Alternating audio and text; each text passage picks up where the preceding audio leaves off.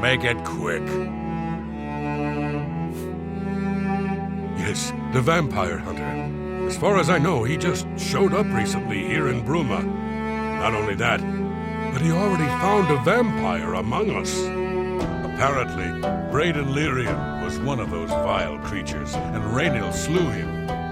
Kinda strange, though. I never figured Braden to be a vampire. He seemed to be such a likable fellow. Stop talking! Hello! Poor Arnora. Seems her boyfriend, Jorunda, has stolen some gold.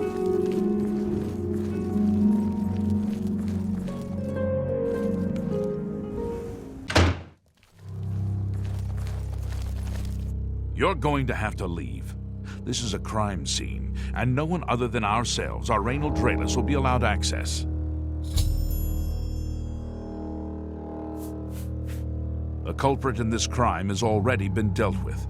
It's just a matter of wrapping up the details. I'd tell you more, but frankly, I don't know who you are, so I'm not sure that I can trust you with that sort of information. That will get you something. I'm with you, completely. I suppose there's no harm in telling you what happened. Word is bound to get around Bruma anyway. Turns out that Braden Lyrian is a vampire. Or was. If it wasn't for Raynil Draelis, we may never have uncovered the truth. Now, let me explain. In the last week or so, we've found 2 bodies stashed in shallow graves outside the city walls. The bodies had puncture wounds on their necks. The bodies were those of some beggars who used to wander the streets looking for handouts. Vampire probably thought no one would miss them. Luckily for us, Raynil arrived in town. He said he was a vampire hunter, so we asked for his help. He tracked the vampire to this house. When he entered the place around noon, Braden was sleeping. He was able to slay him at that point. Luckily, Braden's wife wasn't home. Poor thing. She didn't even know her husband was infected. We did a follow-up investigation, and it's true that no one recollects seeing Braden out in the daylight. He's only been spotted at night. I'm afraid there's not much more to tell you. So, you can see we really don't need any help, but thanks for the offer.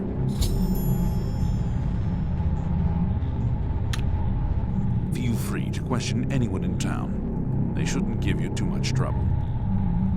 I'm going to make arrangements for removal of the bodies, and then I'll probably stay on guard here for a bit.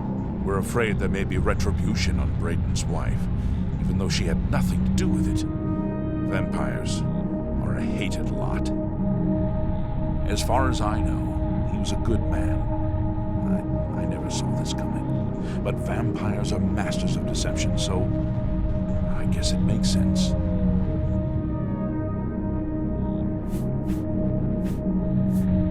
I'm impressed. It only took him a day to track the vampire down. I guess that's why he does it for a living.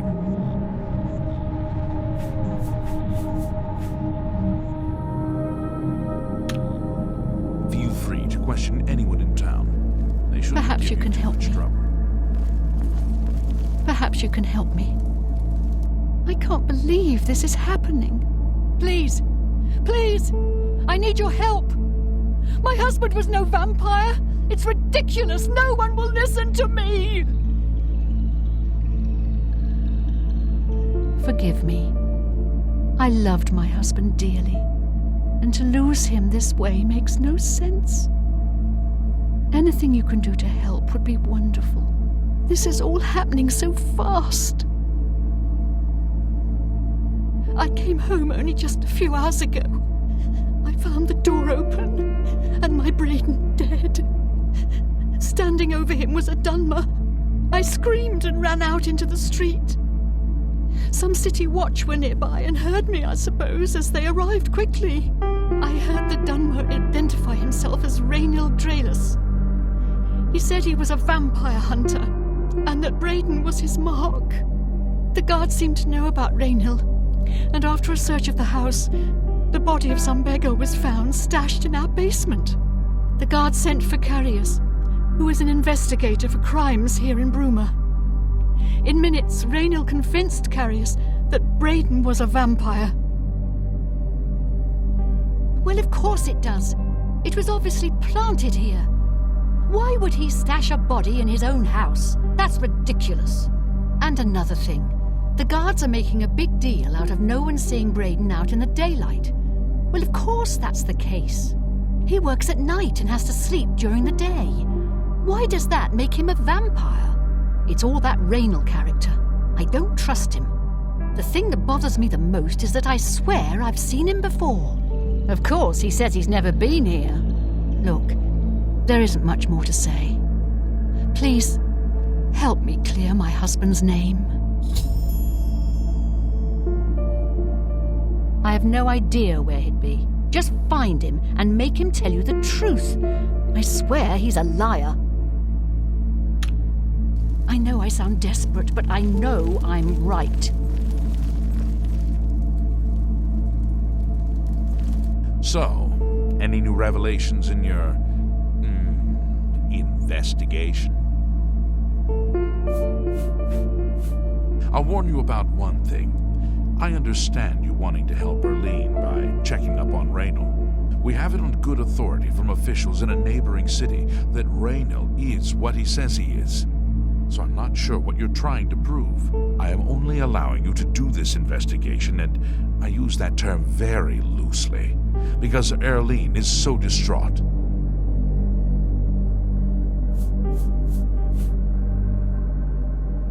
I'm sure Arleen is very upset. She'll be safe, though. Raynal has confirmed with us that she isn't infected. Her accusations that Raynal is lying is not surprising. At this point, she's so upset that she'll say anything to deny what really happened. I suppose if I found out a loved one was something as horrid as a vampire, I'd find any excuse not to believe it either. Keep up the good work, I suppose.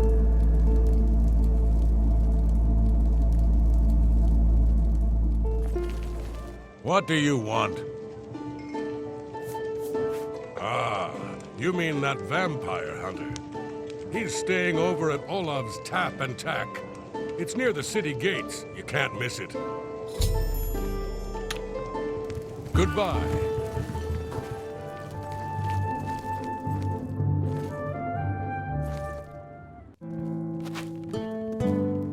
How are you? I've been better. How about that? Hafid Hollowleg says that Gerald View has been doing your lucky day, so let's hear it. It's a good place to stay. Hafid is quite a good proprietor. Is that so? Anyone looking for work should consider the Fighters Guild. I hear they're always looking for recruits.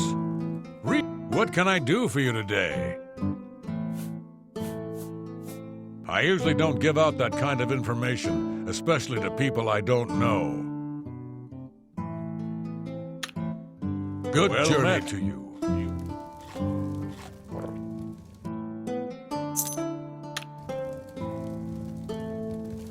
Hello. Isn't Sirach an excellent healer? He's good. We're lucky to have him. Really?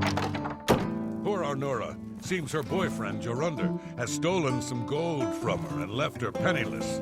Now, I've discovered a small journal in Raynal's room at the inn. It seems he was part of a group of adventurers who uncovered an artifact of some sort from some alien ruins. They all agreed to stash the artifact in a cave until more research could be done about it.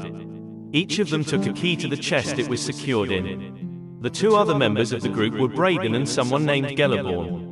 I need to find out more about Gellerborn to confirm my suspicions about Raynal. Olav may be able to help. The 8th day has passed, and still there's no sign of the artifact. We've covered most of the remainder of the outer guard tower, and scoured the crumbled gatehouse ruins, but not one clue has arisen as to where may have been buried. It's quiet out here, as if the ruins were paying respects to the alien inhabitants that disappeared here long ago. We haven't encountered anything hostile, but if we do, I think we're ready. The Brotherhood's been in worse scrapes before. Raiden paid good money for the information as to our treasure's whereabouts, and I hope it doesn't turn out to be yet another fiasco. This morning, our camp was set upon by some bandits who were protecting what they claimed was their territory. Considering that we were outnumbered 3-1, we did very well. Only Raynal suffered a small wound, but that was easily healed by a potion that Braden had thought fully brought with him on our expedition. After getting rid of the bandits' corpses, we set out to tackle the largest part of the ruin, the remains of the Great Key. two of the walls of the once mighty structure were collapsed, scattering the telltale whitish rocks so typical of the elite architecture in this part of Tamriel. This made our assault on the ruin difficult, as many of the larger chunks of wall were far too heavy for us to move. Braden suggested that we search the center of the building's foundation for any underground entrances, which was typical for this type of keep. His guess paid off, and after several hours of backbreaking work, we managed to clear an opening just large enough for us to squeeze through and enter an ancient stairwell leading down into the ground. We decided to wait until morning's light to begin our descent into the depths of the ruin. After a restless sleep, all of us were quite excited at the prospect of what might lie ahead. Eagerly, we dipped our torches in a fresh container of pitch, lit them and entered the inky blackness of the stairwell. The stair layer was choked with dust and fine grit, a sign that no one had entered this portion of the ruins in a very long time. We became excited, as that meant no other tomb robbers had got in there before us. The stairwell eventually leveled out into a corridor of sorts that snaked its way to the north. As we carefully walked along, I scanned the floor and walls very carefully for any type of triggers, tripwires, or pressure plates. Such was my specialty. The Elite were well known for their cunning traps protecting their tombs, and I wasn't taking any chances. Braden, the scholar of the Brotherhood, was getting more and more excited as we traversed the passage. He was translating the wall carvings and was becoming certain that we had finally found the true location of our prize. After walking for several more minutes, we were overjoyed to see what we were hoping to see. The hallway ended at a metal door with the carving of a spider upon it. Now came the true test of Braden's information. The door supposedly had a puzzle lock. By pulling the spider legs in a certain combination, it would unlatch. The wrong combination would spell our deaths, perhaps triggering a collapse of the hallway or some other equally deadly trap. With a shaky hand, I pulled the legs one by one in the order I had memorized. The sixth one, then the first one, the second one, the eighth one, and finally the first one again. I closed my eyes as there were few loud clicks, and then the door popped open. We all breathed a sigh of relief. Pushing open the door, I looked in at a huge room with pedestal at the center. Sitting on the pedestal, illuminated by a shaft of sunlight from a tiny hole in the ceiling, was our prize. The floor was covered in a huge mosaic of a stylized spider, all 8 of its legs coming to a point and ending up at the door entrance. This was the last of the traps the Elite left behind to protect their treasure. Again, if it hadn't been for Braden's skill at acquiring information, we may never have known how to solve this last line of defense. I instructed Braden and Reynold to remain at the entrance and to tie a rope around my waist in case of a sudden pitfall. Carefully, I began to walk on the darkened tiles that formed the third leg of the spider. Sweat beaded on my forehead, as the pathway made by the tiny pieces of ceramic was very narrow at the start, and one slip could again mean instant death. But death never arrived. The information had been correct, and I was able to make it to the pedestal and secure the artifact. Quickly as possible, we made our way back and out into the daylight. Once again the Brotherhood was triumphant, and it was time to return home. At the tavern that night, we decided to make a pact. We would stash the artifact in a cave not far from Bruma until we researched it further. An item of its magnitude could be very dangerous if mishandled, and we certainly didn't want to sell it without understanding its true value. Braden agreed to contract a local cooper to construct a chest with 3 locks. Each of us would hold a key to one of the locks, so none would have access to the artifact without the others being present. For the rest of the evening, we drank merrily and sang many a song of adventures past and adventures to come. Oh, he's in jail and she's destitute. Goodbye. Hello! What can I do for you today? Galaborn? That's odd that you should mention that name. Reynold told me that he was the last vampire he hunted. Yeah, that's right. Somewhere in Skingrad, I believe. He said he tracked Gelborn down and killed him. That's apparently why the guards trust him so readily. They had gotten word from Skingrad's City Watch about Raynil and his so-called accomplishment.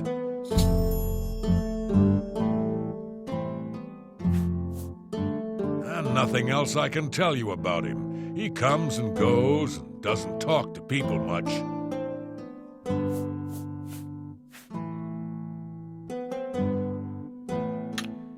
Just look for me if you need anything else. Good afternoon.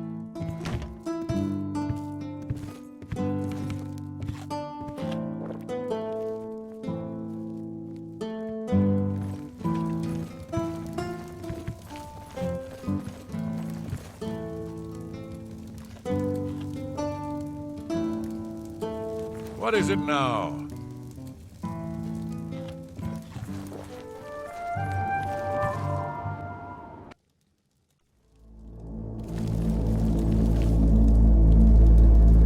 So, any new revelations in your investigation?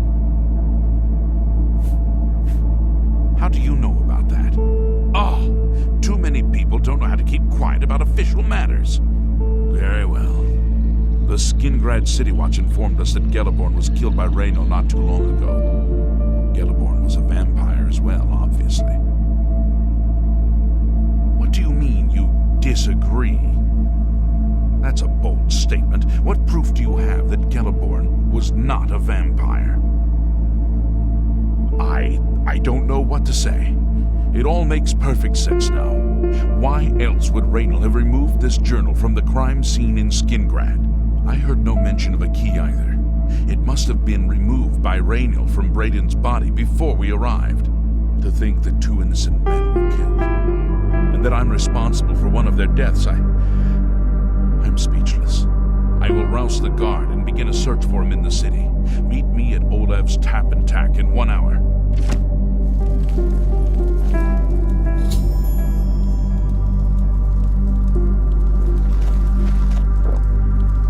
Do you have any more questions?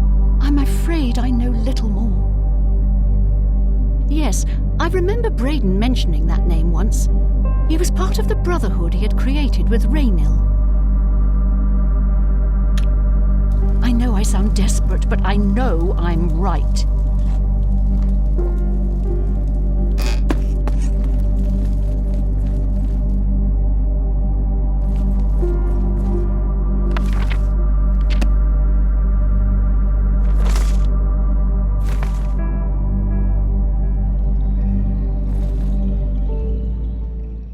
I've much to tell you.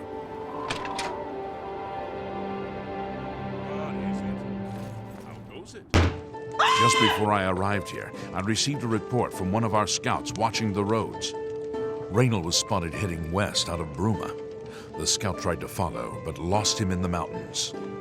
The only cave to the west that comes close to the one described in Gellerborn's journal is Boreal Stone Cave.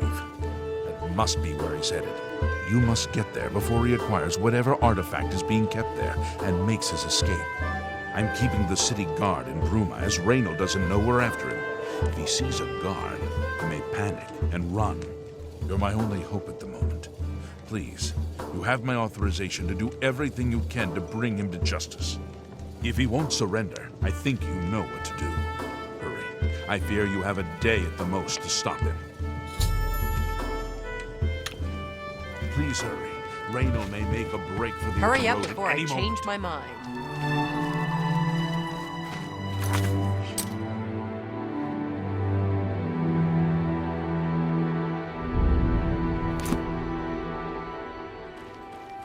I've arrived at Boreal Stone Cave.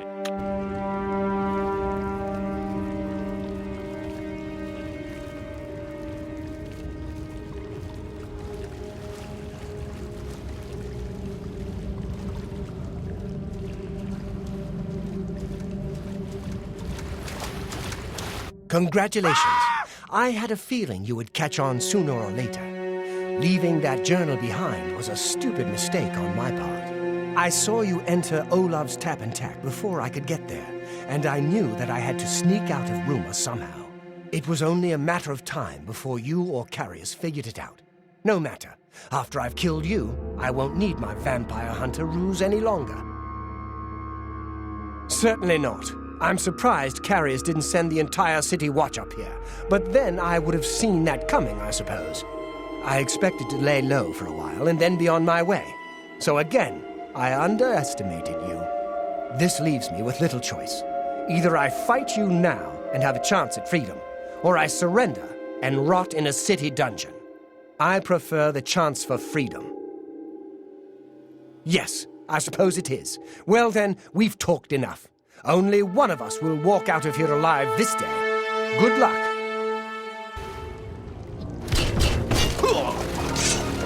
This is the part where you...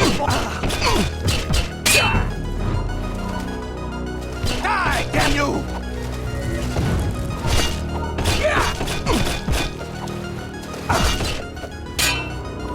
This is the part where you fall down and bleed to death!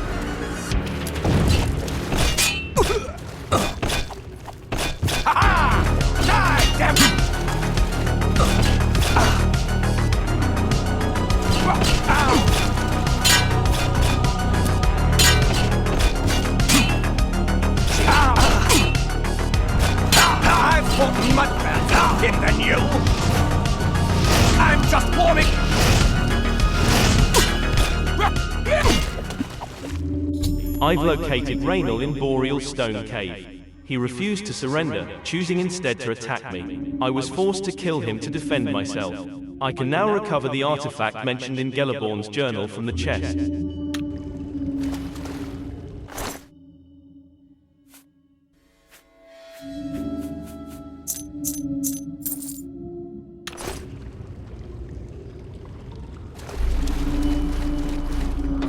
Opening the waterlogged chest with all 3 keys, I discovered the artifact to be an amulet. It seems fairly unremarkable, and I am unsure of its function. I think I should bring it back to Arleen Lyrian and see what she wants me to do with it.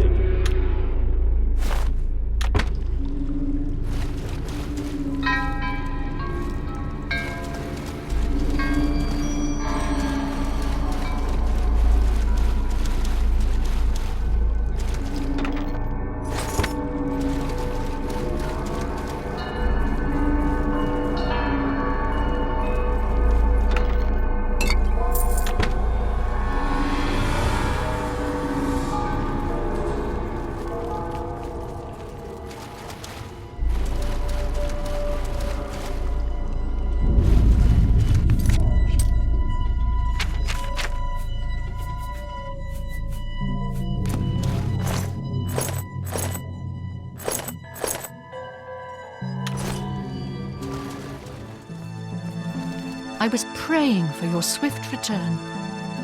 What news do you bring? I knew I'd recognize Raynal. I think when I first met Braden many years ago, he introduced me to him. They were part of some sort of brotherhood. They would roam Cyrodiil in search of legendary treasures and the like. The only reason he stopped doing that is because we got married and he wanted to settle down. I'm afraid, thanks to Raynal, that time is lost. Long ago, I made a promise to Braden. I promised to never reveal to anyone what I'm about to reveal to you now. However, because you've avenged his unjust death, I feel that Braden would understand why I'm breaking that pact. Braden told me about this amulet when they first brought it home from whatever distant land it came from. He never really trusted anyone else in the group, and before he secured the treasure in that cave, he had a special enchantment placed upon it. The magic masks the true identity of the item. All it takes is a simple command word, and the amulet would be restored to its true state. No, he always feared this day would come. He left me knowledge of that word in the event that he died, and I came into possession of the keys. If the other members of Braden's group were still alive, and I on my deathbed, only then would I pass the knowledge on to them. If you'd give me that amulet, I would like to show you what you've recovered. Thank you. I will now speak the word, Brotherhood. Here is the amulet back. It's as beautiful as it was the day I remember seeing it long ago. I want you to keep it, as I have no use for this anymore. I'm certain that's what I want, and I'm certain that's what Braden would want. I thank you from the bottom of my heart. I hope that the amulet helps keep you safe on whatever roads you may travel. Justice has been done.